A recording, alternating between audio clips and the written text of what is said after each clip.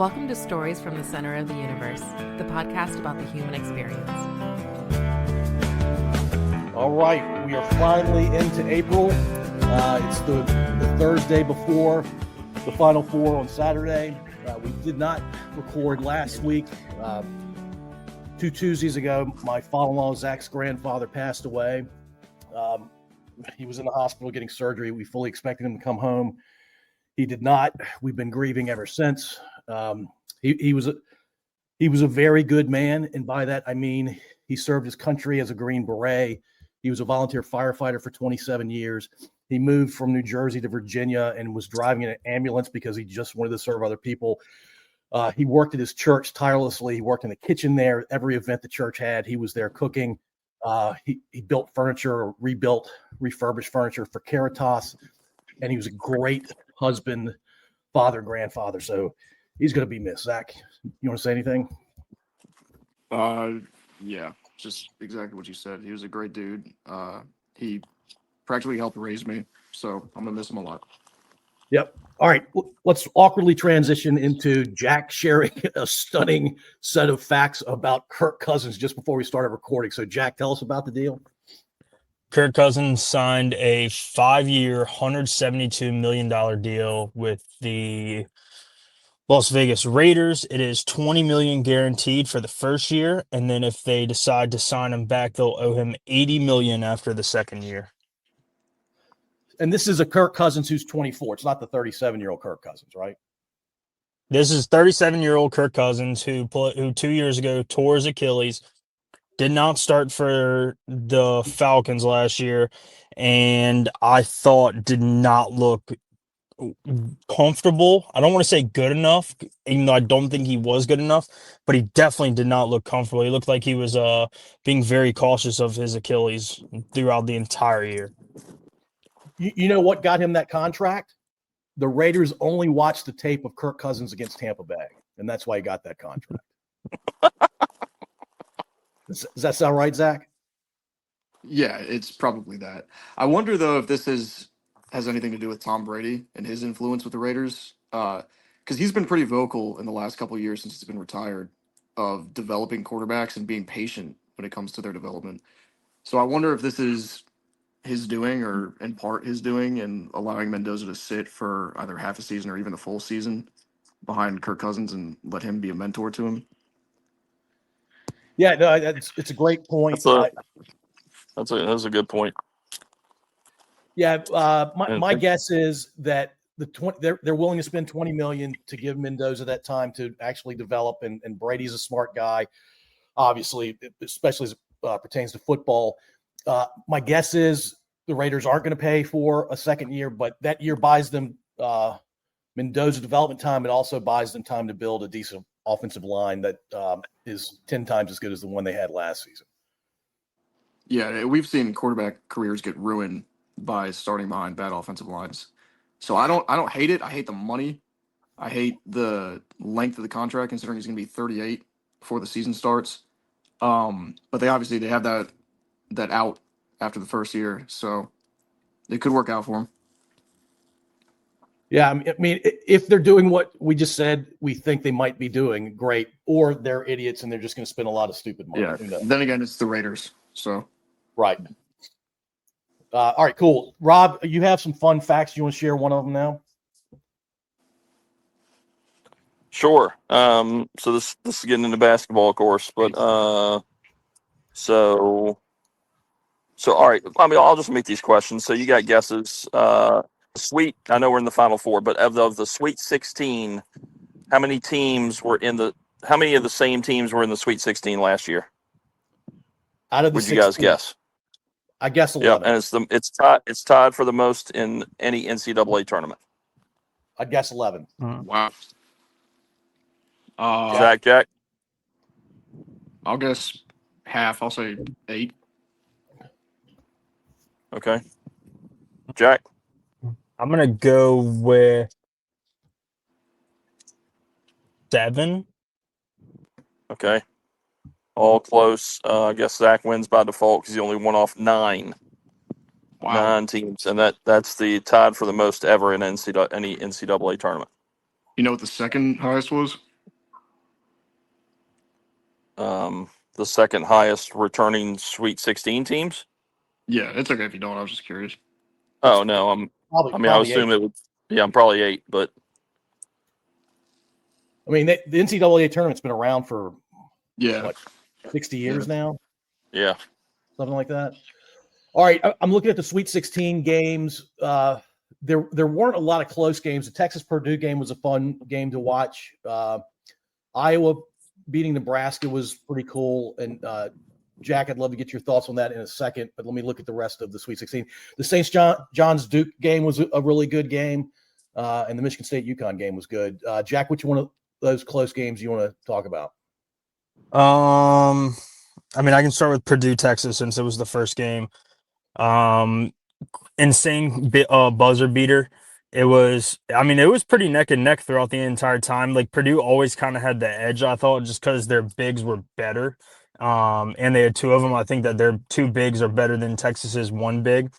But the guard play by Texas was by far leaps and bounds better than Purdue in my mind, due to Mark. I can't remember his first name off the top of my head, but I mean, he shot, I think, close to 70%, had almost 30. And then, what's his name? Dalen Swain had a really good game against them too, both guards. I really thought that Texas had a chance to pull it out just because of the guard play, but it just came down to the bigs, and Kaufman Wren for Purdue ended up hitting the game winner for him, and free throws kind of sealed the rest of it.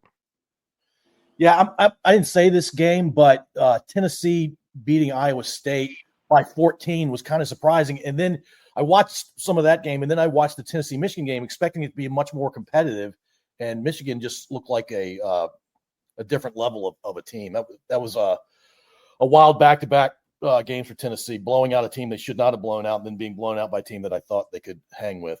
What? Go ahead. Sorry, I thought somebody was talking. What about the Iowa-Nebraska upset, Jack?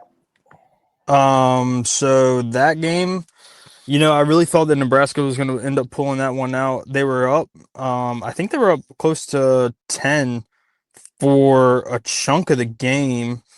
In the first half, they were up 10, and then they ended up going up 5, and then they didn't score. They had 6 points for the final 6 minutes, where Iowa ended up putting 15.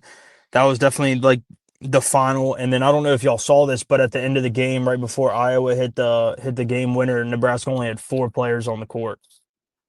Yeah, Fred Hoiberg, I'm shocked by that. I would consider him a top 10, top 15 coach in the country, and and it's his job. Let's be clear, it's his job. Now, refs are good refs will say, hey, I'm going to count the players on the court before I hand the ball off to the guy taking the ball out of bounds, but it didn't happen in that case. But it's not the ref's responsibility, it's the coach's. And so he definitely messed that up. And if I'm a head coach or I'm the head of basketball operations at a school, somebody on that bench, the head coach can say, hey, you are the guy that counts the number of players going out there. And if we don't have the right number, I'll tell the ref to give me a second so I can get somebody out there. Yeah, I don't think the outcome would have been different, but that was not a great look for Hoiberg. I agree. All right. I will say this, and Rob, we can transition. I know you have the results of our picks so far. My team, Houston, that I had winning the whole thing, lost by 10 in the Sweet 16 round, which highly disappointing because I at least wanted to see Houston get to the Final Four. All right, Rob, how are we doing so far? And just remind me if you get a point because you predicted the winner in that round. Is that right? I actually went I think I went 1, 3, 5, 7, 10. And I think if you pick the champion, you get 15 or something like that. So, but yeah. Just get the bad news out of the way. I know I'm in last place and we'll end in last place, but what's my point total? So I apologize. I'm not at the house, so I do not have it in front of me, but I'm pretty certain you are at 98, I believe. And that sounds decent, I think, or 89 with those numbers. either way, that Yeah. sounds So pretty I think strong, but it's yeah. horrible, right? Well, yeah. So then Jack is again doing this from memory. I'm sorry. I remember Zach and I because we're close, but Jack is either 108 or 118, I think. And then but Jack still has the champion left. He and I still have Arizona. And then Zach is 125, but he lost his champion when he lost Duke. And then I'm 129, and I still have Arizona left. So I think but I think Zach also got. So Zach and I have two of the final four because we both have Michigan and Arizona.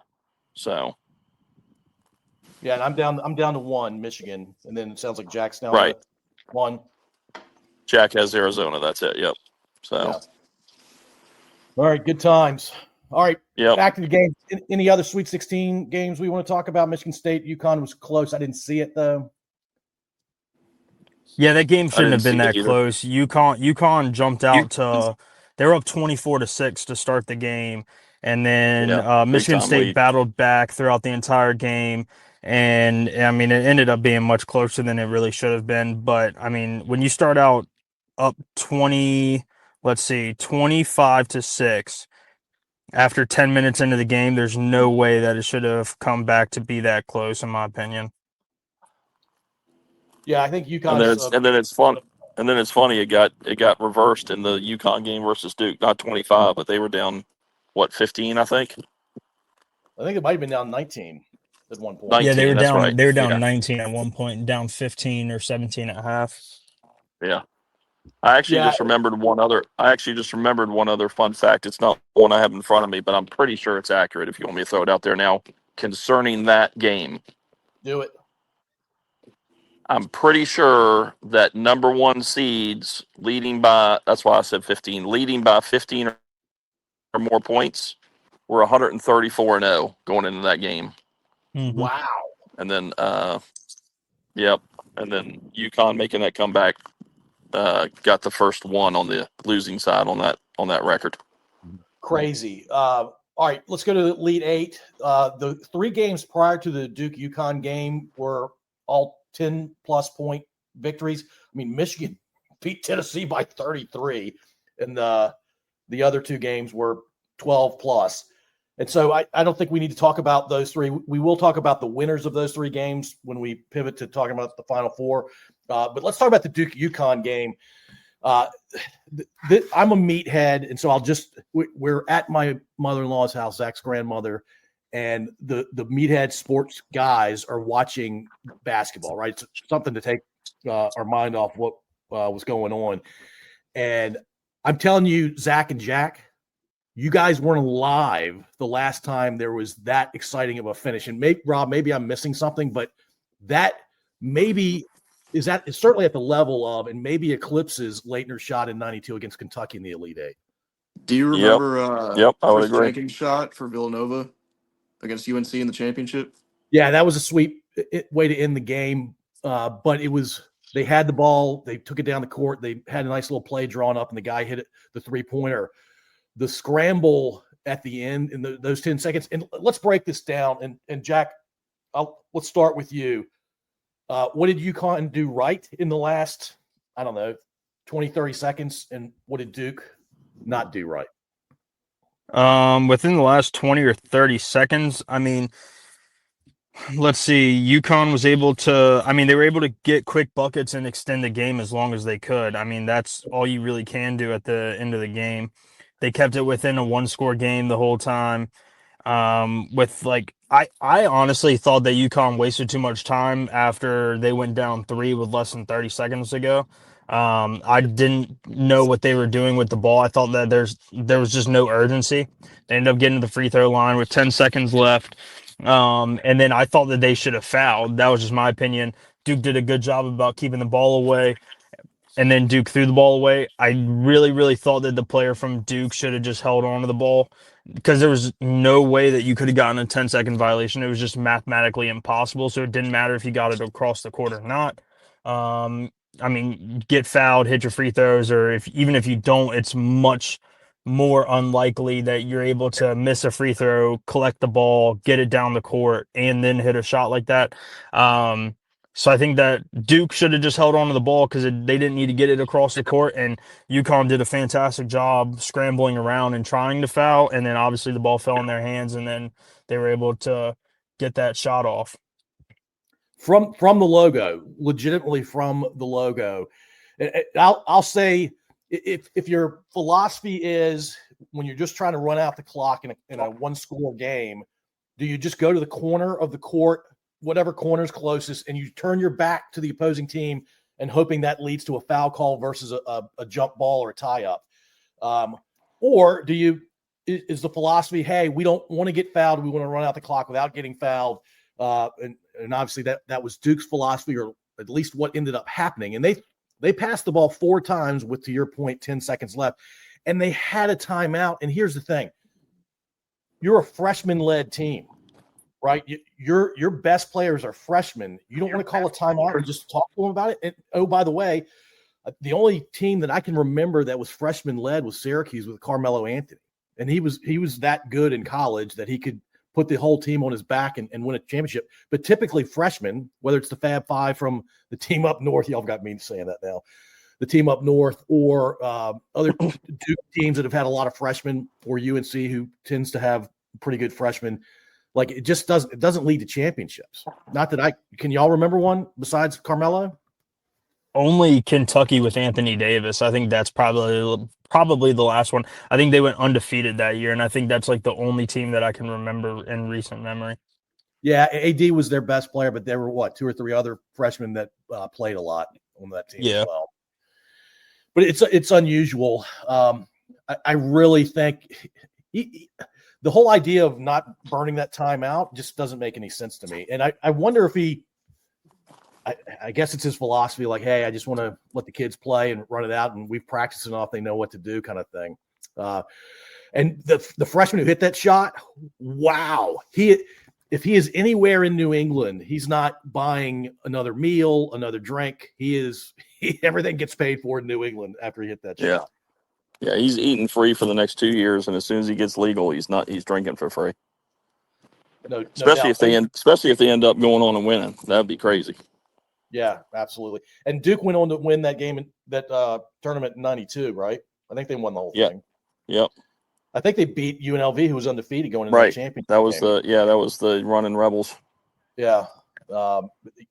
Hey, Zach and Jack, if you haven't watched video of the running Rebels from that season, they were incredibly good. Yeah. Zach, you were there watching. Another fun fact. No, give me 1 second, Zach. Okay. You watched the game with me. Any reactions beyond what we've already talked about? Other than it was one of the best games I've ever seen. Not really. I love watching Duke lose. Maybe more than I like watching Virginia Tech win. That's funny. I grew up a UVA fan, so watching Duke lose is exciting to me. But you guys pretty much covered everything. I obviously haven't watched much basketball this year, so I can't comment on the specifics. But it was probably the best game of the tournament, and I don't think anything's going to top it. Yes, I was so excited about how that game ended. I almost forgot my disdain for Duke. I almost forgot. So thanks for bringing that part up, Zach. And by the way, that Villanova versus UNC game, that's a top 5 game ender, probably. And to your point around it being the championship game, that gives it some credibility to argue it's number 1 for sure. All right, Rob, hit us with another fun fact. Okay, so we're getting close to talk about former champions. Of the last 9 defending champions have failed to reach the Sweet 16. How many of the last 9 defending champions have failed to reach the Sweet 16? I'll go first. I'm going to say 5. I was going to say 4, so I'll keep it around that area. Go 6.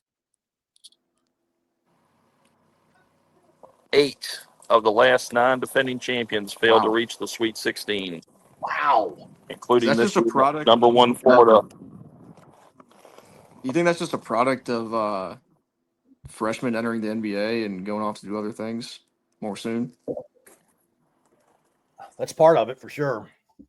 It's possible, yeah. Or teams or people, yeah. Freshmen leaving, Zach, and then more freshmen coming in and not being mature enough to having the experience that they would have gotten if they other freshmen had stayed.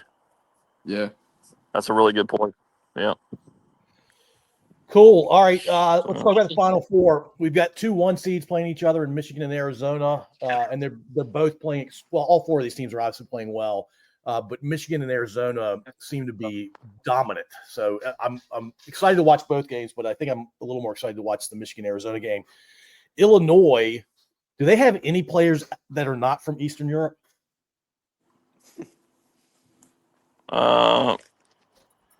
Well, I didn't even. I think the cool thing, and I've really grown to like him, and I like his game a lot. Is I didn't realize Page's kid played for Illinois until this tournament, and he's a solid freaking player.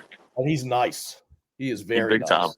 Yeah, but yeah, no, Yeah, I think the announcers joke about that, about how many people they have that their last names in IC or something like that. or VIC. So, Yeah. yeah, VIC. Yep. Yeah, good times. All right, Jack, give us the preview for the Michigan-Arizona game. But I think that this will probably matchup on paper. This is the game that everybody wants to see. I think that it leads to the future national champion on Monday night. I think that these are by far the top 2 teams remaining. I thought that they were the top 2 teams coming into the tournament. I know Duke got the 1 seed, but these teams have players that are either really, really good freshmen or they have experienced players. And for the case of Arizona, it's a mix of both. And Michigan returns a lot. Both teams can score. Both teams play defense. I say that a little bit hesitantly because Arizona plays better defense and their stats are a little bit better. But by far the better game of the 2 that are going to be going on. I look forward to seeing them play for sure. It's something that I think a lot of people will tune into. And if it were a numbers to numbers thing, the second game is going to be watched probably much more than the first one, if I had to guess. Yeah, in terms of game times, the UConn-Illinois game is at 6:09, and the Michigan-Arizona is at 8:49. And I think they're both going to be good games. I mean, they're Final Four games. It's the last 4 teams. They're probably – I'm hoping they're both going to be close games and come down to the last 30 to 60 seconds kind of thing. All right, give us a preview of the Illinois-UConn game, Jack. I think it's very, very different styles. Illinois plays a lot of big boy ball where UConn can, if they can hit them, they can shoot the 3 ball very, very well. They have not shot the 3 ball well, and I think that will be the ultimate difference in this game. If UConn can shoot, I'll say roughly 30% because they've been shooting well under. They've been shooting around 20%, I think, the last couple games. If they can shoot the 3 ball very well, or at least what we consider average, which is about 30 to 40%, we'll say, then UConn will win the game. If they don't, then I think Illinois plays big boy ball and they're able to just take that game over on the boards and really be able to do damage. Because like Purdue, they have 2 very, very good bigs, and they were able to take Texas, and that was the ultimate decider in that game. Terrence Reed is a really, really big player for UConn, but he can't do it all himself. If they can't shoot the 3 ball, then Illinois is going to end up winning because of their bigs. Yeah. Okay, cool. Look, can we go back to Michigan? I watched them play twice this year. This guy didn't really get my attention the first game I watched, and he may have had a better game than I remember against Duke. But the Yazel, whatever his last name is that his first name, Yazel? Yeah, I think it's Yaxel Lindenborg. Yeah, Yaxel. I'm just gonna call him Yaxel. That dude was playing on the wing, and he jumped up from the right side and then kind of did this looping up and under sort of thing on the other side of the basket. And then he's hitting threes, and he's playing great defense. He's doing everything. He looks like a rock star. And I'm like, this 6'5" guy is amazing, because that's what I assumed his height was. He's 6'9". Doesn't make any sense. I mean, can y'all remember a 6'9" guy playing like a 6'4", 6'5" guy? LeBron. Magic. Yeah. I'm telling you, Magic and LeBron are not. Does he play? Does he play guard? What's he play? I think he's the. What position does he play? He's a forward. But he's a Small forward. Yeah. There's That's nothing crazy. small about it, man. It's wild. I seriously thought there's no way he's taller than 6'5" the way he was moving. That's The awesome. way he was stroking threes. Yeah, it's crazy. Then again, Wembanyama in the NBA is 7'5" and stroking threes, so who knows? Right. Yeah. All right, cool. Let's do one more fun fact, and then we'll make predictions all the way to the ultimate winner. So, Rob, you got another fun fact? All right. So this is the one I was originally saying I was going to make y'all guess on. All right. So how do I want to do this? Let's see.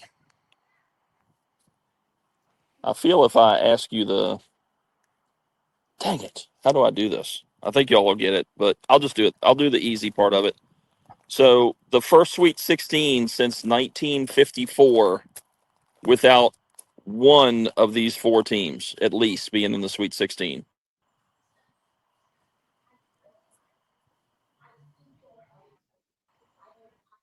You get what I'm saying? This year in the Sweet 16, these four teams were not in it, and it's the first time that at least one of those four has not been in the Sweet 16 since 1954. All right, so you're asking us to name the four teams. Guess as a group. So Jack and Zach, I think UNC is probably one of them. Yeah, I agree. Yeah, UNC's one. I think Kentucky's probably another one. That's two. All right, Jack and Zach, what do you got?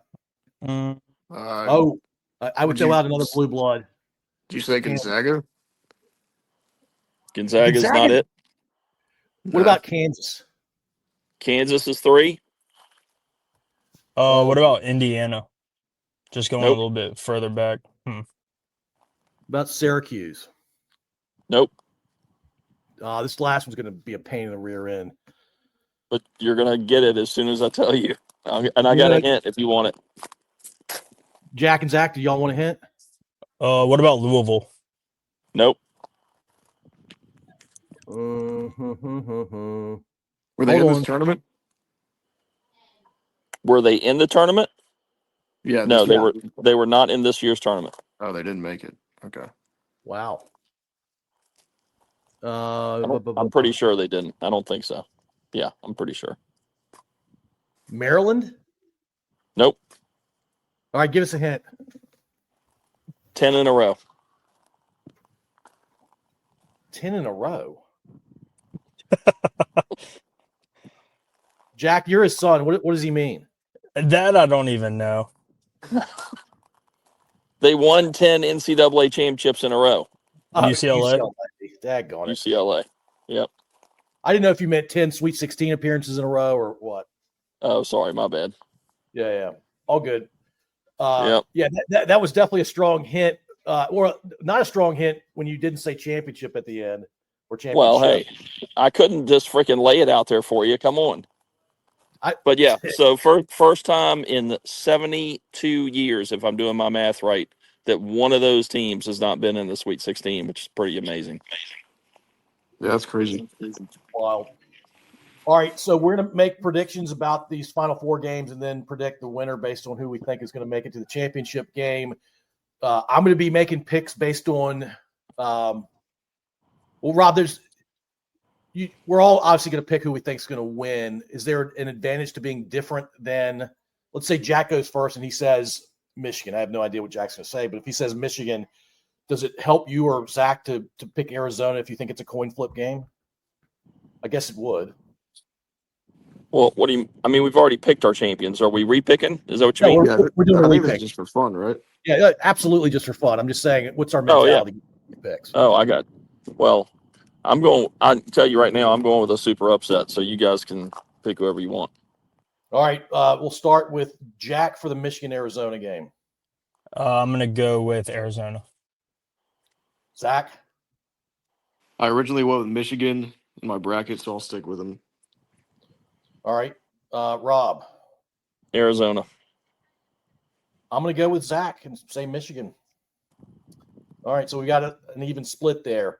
Illinois, UConn, we'll start with Zach. I'm going to take UConn. Rob? Illinois. Jack? UConn. I'm going UConn as well, so that leaves, I think, Rob, you're the only one who said Illinois, right? Yep. And Zach and Jack, Rob is writing all this down, I guarantee it. I'm not, but I'm pretty sure I can remember this one. Okay, all right, fair enough. I know I won't even remember my own picks. All right, so Jack, you have Arizona, UConn. Who's the champ? Arizona. I think that they've been the best team throughout the entire year. Fair enough. Zach, you have Michigan, UConn. Who's winning? Yeah, I'm going to reiterate what Jack said about the Arizona-Michigan game giving us the champion, so I'm going to take Michigan. Fair enough. All right, Rob, you had Arizona, Illinois. I don't know what it is, but I'm just going to go out on a limb here. Illinois. So the Vitches win it, huh? Dude, I mean, I don't know if that's what Jack meant when he was talking about. I mean, you tell me, Jack, about big boy ball, did you just mean they have got great bigs? Because, dude, Yeah. I've been super blown away and impressed by their physicality and not just by their two bigs. I mean, their two bigs are freaking hosses, but their whole team is just physical as all get out. And I honestly think Arizona's going to win. I'd stick with my original pick if I had, if there was, but for fun and for this. And I've just been really impressed with Illinois. And I'm, so that's what I'm going with, picking the upset. Cool. And I had Michigan, UConn, and I want to go with UConn given how the Elite Eight game went, but because I love any team that beats Duke, even if I didn't really like UConn to begin the tournament, but then Duke made me very happy. But I think Michigan. I think Jack's right. Whoever comes out of the Michigan-Arizona game probably wins the whole thing. Yep. All right, cool. Any other fun facts or thoughts or comments? I'm good. I'm good. I think I'm good. All right. I'm going to do one last round, Robin. What NFL team is considering a deal worse than the Raiders' Cousins deal out there? That we don't know about it. We're just making a prediction. What team is contemplating? We're going to start with – it's going to go Zach, Jack, Rob, me, and you cannot repeat what's said before you. So I can't say two teams? Actually, you know what? You can say 1 to 3. Well, the obvious answer is the Jets or the Browns. Yes. I think – yeah, we'll go Jets, Browns, Raiders, and there's a fourth team that I put at the bottom tier of the NFL for the last 30 years. Maybe not 30 years, but 20 years for sure. All right, Jack, who do you put out there? The Steelers for even considering drafting another quarterback in this year's draft class. Attaboy. Oh, man. I keep seeing freaking Ty Simpson. If they draft Ty Simpson, I literally might take the year off. So but you can't say Steelers, Browns, or Jets, Rob. I'll go with Cardinals. You broke up. You say Cardinals? I think you said the Cardinals. Yeah, Cardinals. I think they lost Kyler and they're in disarray and freaking out. They're going to do something stupid like they sometimes have done. Yeah, and in the spirit of Jack picking his favorite team, I'm going to pick Tampa. Our GM, Zach, we said is roughly around 50% good on first-round picks. This is going to be an off year for us. We're going to pick some – he's going to make an argument that he was the best player available regardless of what needs we have, and we have some needs on defense. And if he goes away from defense, I'm going to be pretty pissed. Yeah, knowing him, he'll draft another receiver to replace Mike, which we don't need, but whatever. Or he could pull a JC and draft 7 quarterbacks. He can have Ty Simpson if you want, just to get him out of the way before he gets back. I second that for sure. Yeah. Yeah. Hey, Zach. I don't know. You guys, are y'all Who's picking first? We got 21. Where are y'all picking? Ooh, We're I think like- we're like 18 or 19. Yeah, we're in Oh the yeah, high so you're teens. right in front of us. Yeah, No, I that's think just we're like last 15. year when I was hoping we get when we were going to get a Buka and then y'all took him, and y'all were like a pick or two Yeah. in front of us. Hey, when is So- the draft? April It's like the third week of 23rd, April. I think. Yeah, third week of April, something like that. All right. In right on. Steelertown. All right. So next week we're going to talk more about the draft. Zach and Jack, I know you guys are really knowledgeable on the draft, so we'll spend a lot of time talking about that, and we'll certainly do a review of the Final Four. Cool. All right. Sounds Thanks, good. guys. Thanks, everybody. Thanks. Hey, I'd just See ya. like to. Are we still recording? We are. I can stop if you want me to. Well, yeah. Just go ahead and stop it. Yeah, I'm sorry. Go ahead.